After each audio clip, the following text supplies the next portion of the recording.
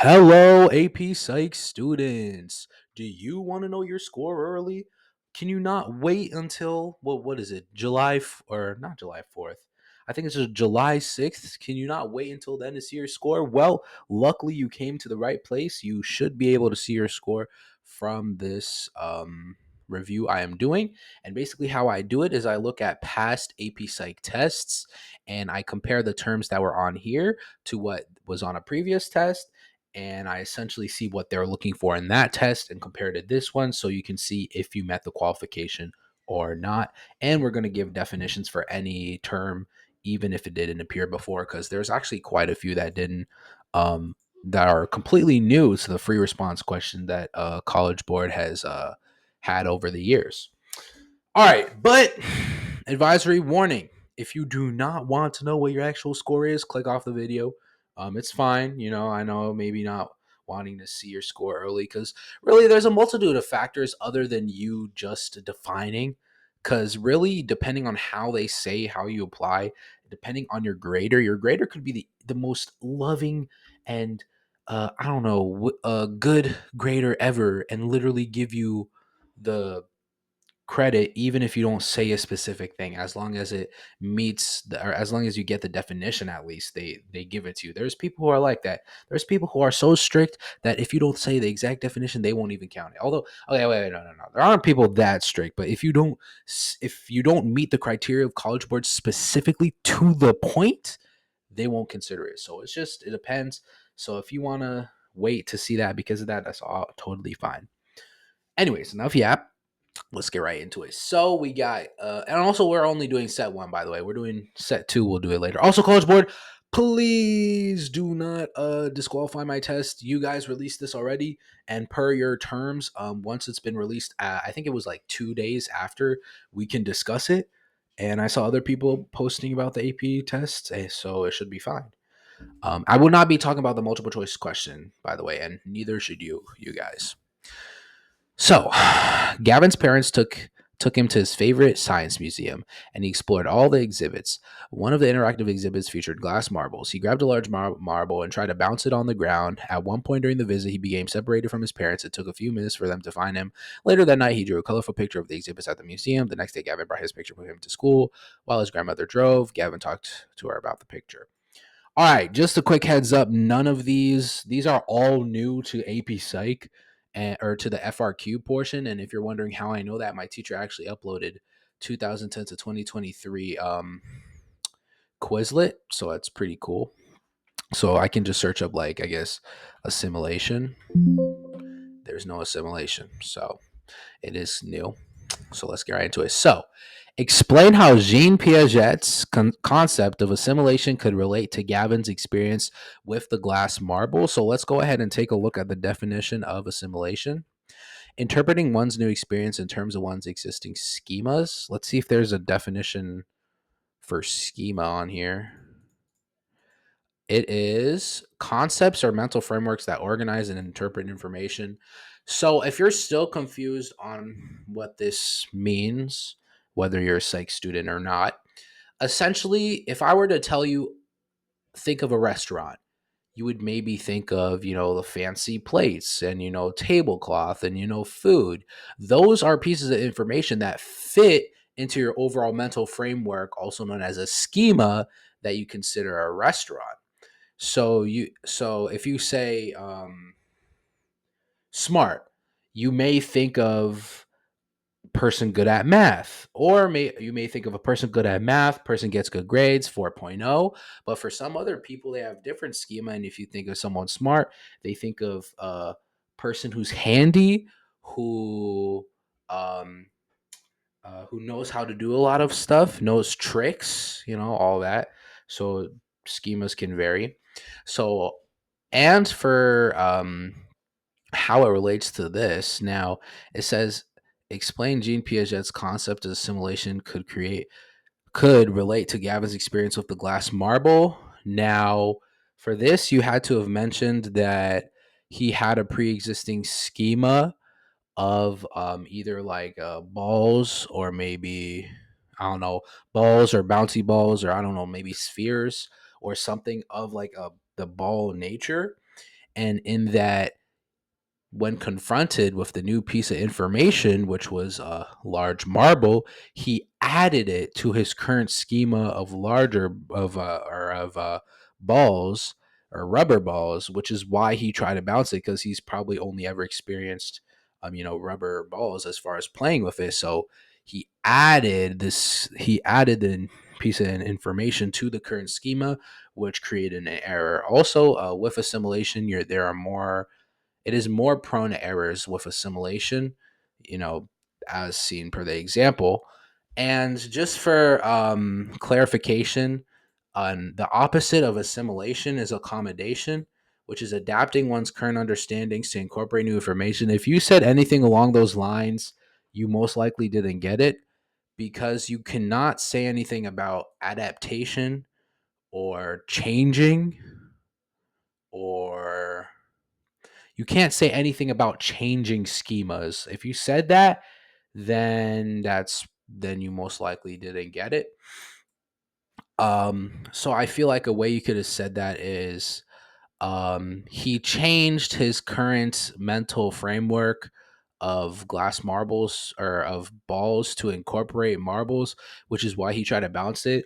One, that doesn't make sense. If it was a commendation, then that would mean he wouldn't try to bounce the glass ball, because it's now it's differentiated within that mental framework. So a glass ball would have its own sort of area within the overall ball category. So yeah, that's that. Moving on, and if you have any questions, comments below also, or if you want to say what you got for the FRQ, then you can as well. Explain how egocentrism could relate to how Gavin interacted with his grandmother in the car. Now, this is another one that did not appear before, so College Board hitting us with some terms that haven't been on here before. That's pretty cool. So let's go over here. So it is in the Piaget's theory, the pre-operational child's difficulty in taking another's point of view. So, an example of this is peekaboo, right? When your child is playing peekaboo, the reason why when you do peekaboo, the child is like is acting happy is because they genuinely think that you've disappeared. They don't understand your perspective, that you're still there behind the hands. They don't realize that. They think, oh, they disappeared, and then when you appear again, oh my god, it's a crazy phenomenon to them. So they just laugh. Um, so yeah, that's what it is. So for this, I actually wonder what you guys said. The only thing I could come up with is, I noticed how it said interacted with his grandmother in the car. So immediately I was like, all right, let me go to that. And then I saw that it said, let's see. While his grandmother drove, Gavin talked to her about the picture.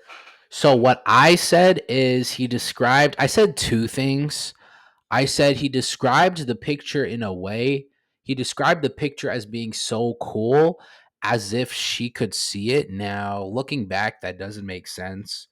But luckily, I also said Gavin held up the picture to show her grandmother, or his grandmother, but because of egocentrism, couldn't what was it? Sorry, I want to use a specific terminology. Couldn't see from, or couldn't realize the point of view of the grandmother, since she's trying to drive the car. She can't look back at the picture. And then I also said something else about him showing it through the folds, but doesn't realize from her perspective she can't see it while he can see it. So I don't know. I just said a bunch of different things. And if you're wondering, wait, why did you say a bunch of different things? Isn't it only supposed to be one answer? You can write as many as you want. It's really just about the time. And I did have time, so I was like, all right, I'll make sure. So yeah, I wonder what you guys said though. I'll gladly like to hear that. Now, I feel like the only way you could mess this up, just looking at a word that's similar, is maybe object permanence, which is the conviction that an object exists even when it is out of sight.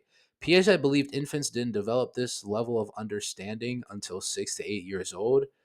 There's a possibility, or months old, sorry. There's a possibility that you could have mixed it up with this, but I don't think so. I don't know.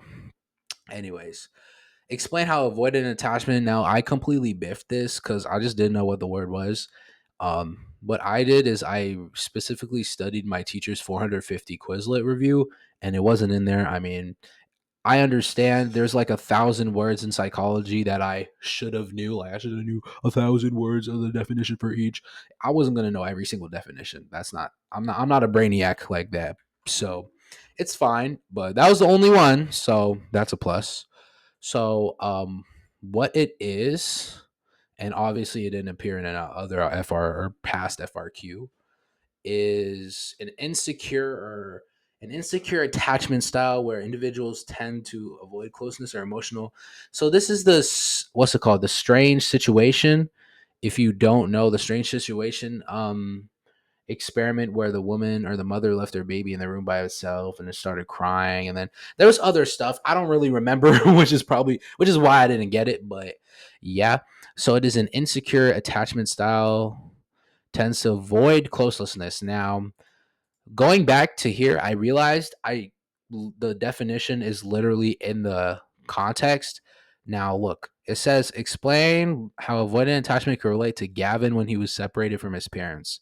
If I read when he was separated from his parents, it says at one point during the visit, he became separated from his parents, and it took a few minutes for them to find him. You could say that since he avoids closelessness, he was trying to avoid his parents, which is why it took them a few minutes for them to find him. I don't know why I didn't realize that. It's fine. I mean, to be fair, that's like a 2 hour test, and then I was stressed the entire time. So it's chill. It's chill. So if you said something along those lines, you should be fine. Now, what I said is I said, "Oh, he was separated from his parents, so he was sad because of that." I don't know why. I think I actually talked about how he was separated from his parents in the preschool or something. I don't know.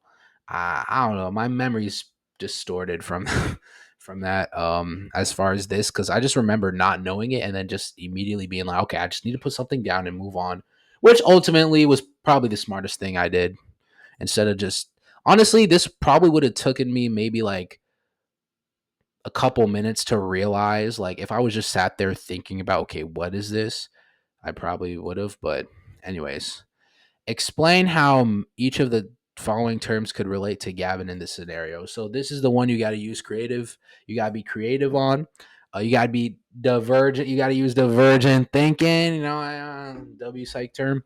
Anyways, so these are all of them except cones and the retina were on previous. So we're gonna look. So serial position effect. I think this one was actually 2010, so it's an oldie. Now let me explain. So in 2010, they did FRQs differently, and where they gave the definition, and then they gave a word and another word and told you to like show the relationship or effects of each.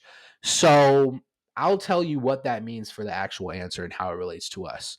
So it says the example must include the ability to remember the first or last items in a sequence more easily. For example, describing primacy, or more difficult remembering items in the middle. So this is all that matters to us. This, it says no mention of list is minimum. This doesn't matter. We don't have to talk about that. At least I'm pretty sure. I mean, there was no list being implied in the scenario, so I don't think College Board wanted us to necessarily make up a random list. So, I think, or maybe I feel like if you did, that would have been fine too. But I don't think the word list is a requirement. So the one I want to highlight is ability to remember first or last items. So you have to talk about either better remembering the first things or better remembering the last things. So what I said was when Gavin was drawing the pictures of the exhibits, he was able to draw the first couple of exhibits he visited in more detail because he was better able to recall the first things in which he visited, and he wasn't able to draw the middle because it's harder to remember the middle based upon the serial position effect. That's what I said. If you said, honestly, you could have literally said how, I don't know, at the end of the exhibit, one of the museum co-workers gave him a list of science facts, or no, no, no. Okay, no, you could have said Gavin had a science quiz in school, and um, hmm, Gavin had a science quiz in school, or actually, Gavin's parents, when they took him home, quizzed him on what he learned from the exhibits, and you could say he was able to remember what he learned from the first exhibit better than the last, or no, no, than the middle, because yeah. Now, the one thing though is I feel like some students will get wrong is if they say, "Oh, he remembered the first thing better than the last," because that's wrong technically. Because first and last you remember the best. It's the middle. I remember talking about how the middle he doesn't remember, and I didn't talk about the last at all. So I don't know if you talk about the last in that way. I don't know if it'd be considered wrong. That's up to College Board, I guess, or the grader maybe. But yeah. Moving on, we got motor cortex. This was 2021. So the response must indicate the motor cortex is responsible for some aspect of Damon's voluntary movement in gaming. Okay, so voluntary movement. So, acceptable explanations uses motor cortex when playing games. It helps him push the buttons on the controller. So literally, if you described a physical movement, I talked about how the motor cortex. I was yapping and I talked about how efferent neurons, also known as motor neurons, made his arm go back and throw the marbles on the floor. Like you could, if you said any physical movement, literally, if you said him drawing the picture, you're fine as long as it is not a reflexive or involuntary movement. So I don't know how you would get in an involuntary movement. At that point, you would have to just be unlucky because I feel like a person would just put a random thing and be like, oh, you'll see motor cortex and be like, oh, movement, and then just put something down. If you put involuntary, I'm sorry you didn't get it. And I can almost guarantee that's what the criteria is going to be. Okay, cognitive map. Okay, cognitive map. So this one's actually pretty interesting because you need a specific word. So cognitive map response must indicate that Jordan forms a mental representation of the school layout, which allows her to navigate. Now, notice how both these explanations have mental. Actually, let me give you the um, a mental representation of the layout of the location. So you must say the word mental representation. Hopefully your teacher did this FRQ with you in class and she told you how you had to have the word mental representation, because if she did and you remembered that and you had it, then you should be good. If you didn't, there's a possibility that there's a high chance you didn't get that one. Because on this one they were looking for that one, as you see in every single explanation, and my teacher told me that too, that if you didn't have it you didn't get it. So yeah.